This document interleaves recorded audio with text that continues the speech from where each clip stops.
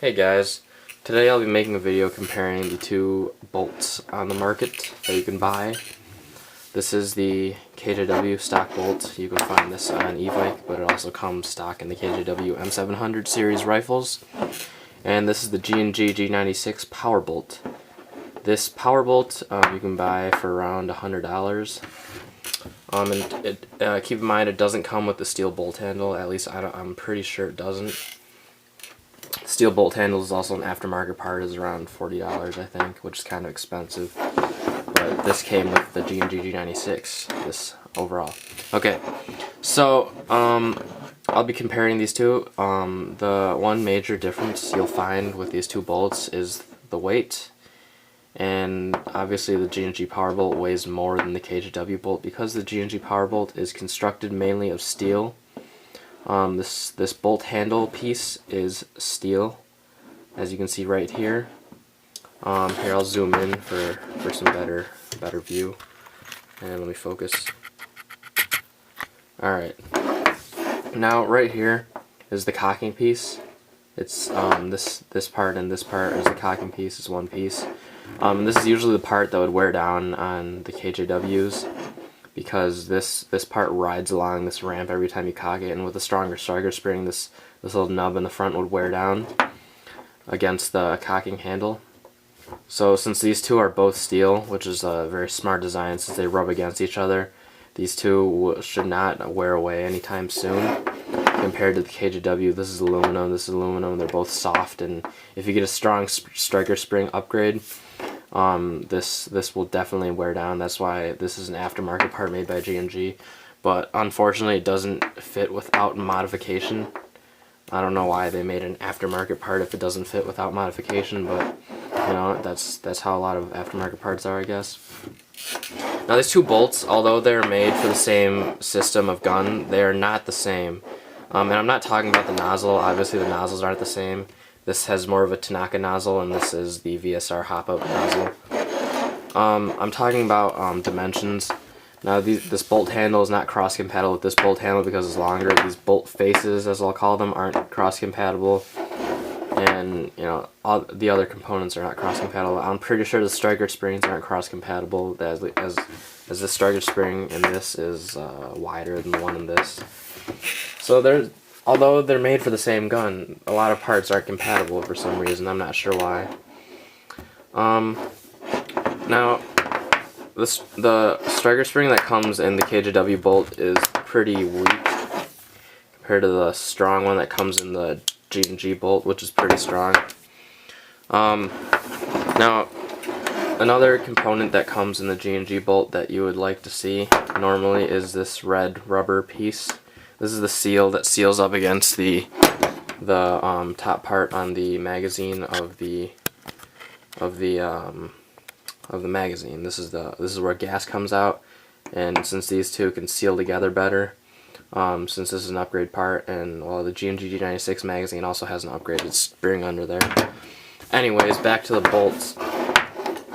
And the KJW comes with a stock non-upgraded one. Of course, this is an aftermarket part and it comes in a rubber set, but really you only need this part unless you're still running the Tanaka style hop-up system. Alright, so basically I'm going to start with the breakdown.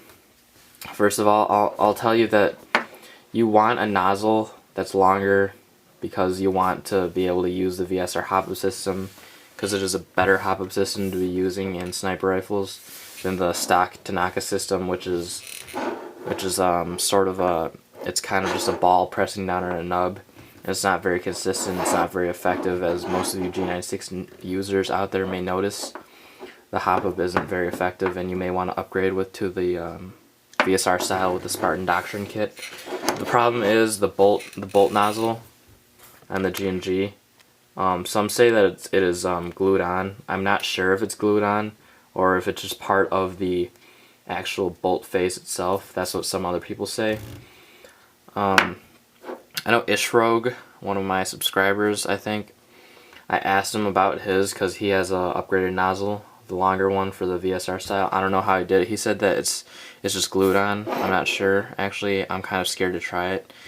Eventually I will definitely upgrade this to the longer nozzle because I'll probably be using this bolt over the stock KJW bolt, since this bolt is definitely stronger and more reliable and won't break, even though it is kind of a pain in the ass because it makes the trigger pull harder because of the strong trigger spring. Alright, so I will show you the disassembly of this also, of these two bolts. Okay, I'll disassemble the KJW bolt first. Now you'll notice there's two screws right under here. They're flathead screws. You just want to unscrew them. They're really small screws. I might make this fast forward. Okay, and right when you unscrew them, you'll feel the striker spring kind of decompress. You can take this bolt face off, and here's the main part of the bolt. This part is just, you know, you can kind of just set that aside. This is the striker spring, the spring guide rod. Most people say you can tighten this and you can make your KJW stronger, but it really doesn't do anything. You can loosen this and it unscrews from the bolt, from the actual bolt. Here, I'll show you. And you can take this off and just compress it and turn it. And then this is the actual part that you want to get to. Let's see if I can unscrew this today. I'm not sure if I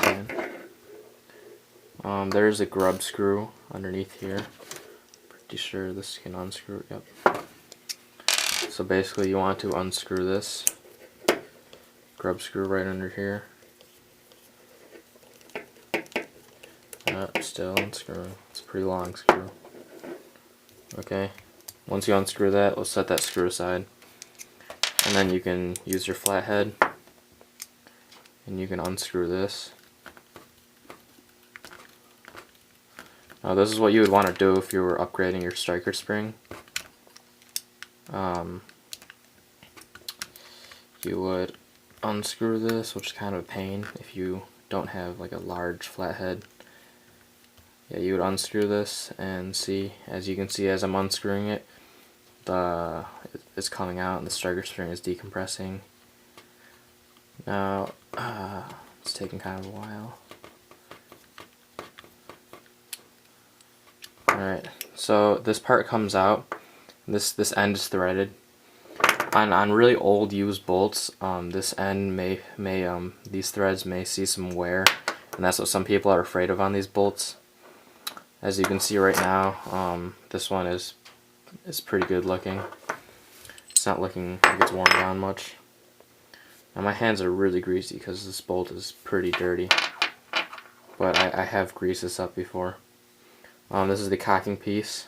This, you can find an upgrade part for that. I'm going to get something to clean my hands off.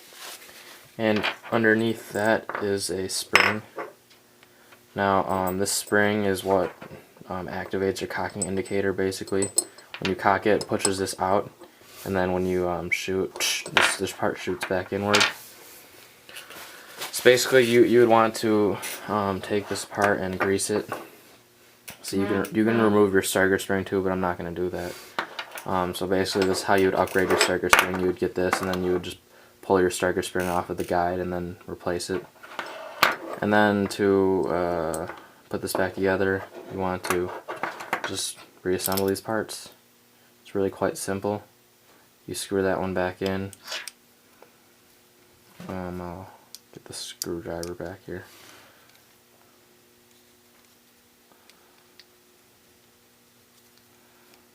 Hopefully I can do this without any problems. Now the G&G bolt, the takedown is basically the exact same, except for the bolt itself, there's like a little washer that you have to screw. Okay, caught the threads. Now this is the hard part about upgrading the striker spring. When you have an upgraded striker spring, it's harder to catch the threads on the other side. That's what people find most troubling, because you have to compress this a little bit before you can start screwing it in. Now, once you get it, and you basically just want to screw it in until it's tight. I'm not sure why some people say you can increase the FPS by just tightening the screw, the screw is an actual screw and it's not really doing anything. If you have it loose, and there's probably some problems. Basically, you want to have this tight all the time. Let's see if this is... Alright, now that that's tightened, you switch over to your Allen key, and you screw back in your hex screw. Now this will lock the threads in place. As you can see, disassembling the bolt is much easier, is much easier than disassembling the trigger unit. Alright, I'm glad this part actually fell out. I can tell you what this is. Let's see if I can get a better focus on that. Alright, this part is actually the little spacer that goes right in here. You'll notice there's a hole right here. Yep. Too bad it fell out, because it's like the only annoying part of taking apart this bolt. Oh, I forgot one thing. There's also this spring.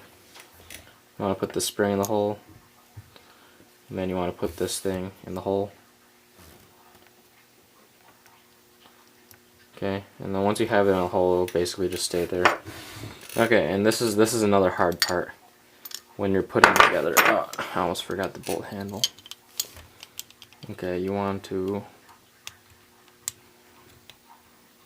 in order to put this back on, okay, you want to move this all the way back and just slide this on. I don't know why it's not going on. Okay, there we go. Alright, and you see this thing just fell out. Let's put that one back in.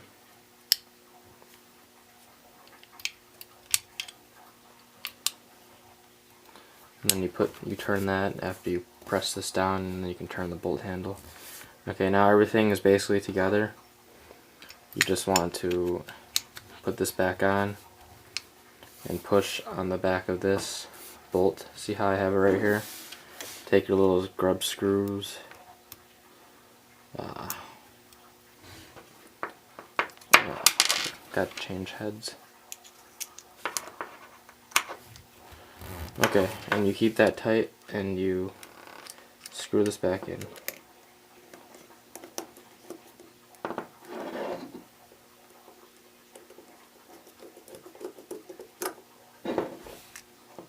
You want to get some kind of leverage on this. This is a little difficult, especially if you have a strong striker spring in there. Luckily, this bolt is stock, so I don't have a strong striker spring in there. But if it was a strong striker spring, this would be a much harder process. Magnetic screwdriver is kind of annoying. Alright, you want to make sure that you get these screws in really well, because it will affect your bolt cocking. See, you want to make sure it's flush, like they're not sticking up at all. Alright, just like that. That is the disassembly and the assembly of the KJW bolt. Now on the G&G G96 bolt, it's the exact same process. That little nub thing that I was struggling with in the spring, it's a little ball on this. Other than that, it's the exact same process of taking it down. Like the build of these bolts is identical, but just the size of the parts is just different. I don't know why it has to be like that. The difference between the KJW bolt and the Tanaka bolt is the nozzle length. It has a G&G nozzle length. It might be a little bit longer than the G&G nozzle actually, but you get what I'm saying. Some of the older Tanaka bolts have a PCS system, which is a power control system, where you could adjust the amount of gas flowing out by a little knob that would be right here. Those bolts are kind of rare to come about now, unless you get the pre-band model. Before the power change system was power control system was banned. There used to be the PCS, which people like, but it really doesn't do that much. So yeah, other than that, this and the Tanaka bolt are basically the same as well. They both come with pretty weak striker springs. Still strong enough to output around 500 FPS, but relatively weak for a striker spring. I was thinking of selling this bolt, but I'm not sure I really want to sell it, since it is definitely a more reliable system than the stock KJW bolt. If anybody really wants this power bolt, I don't know why they would really want it. You can just PM me. I don't know if I will be using this, but if you really want it, you can make me an offer on it, and I might just sell it, because this KJW bolt isn't exactly bad either, and I can just go with it since it already has a longer nozzle. It just needs a stronger spriker spring, and once this cocking piece breaks, a new cocking piece, and then the nozzle's good, but it might need a new the red rubber. So yeah, that's basically the two bolts. These are cross compatible. I've confirmed that by now. So thanks for watching, and stay subscribed, and I hope you enjoyed this video. And I will have more videos in the future for the series of guns. I may have some reviews coming when I get new guns. So, and if you want me to make a review on my KJW G&G mix, just tell me, and I'll probably do that when I have some more time. So once again, thanks for watching. This is FatSoftReview signing off.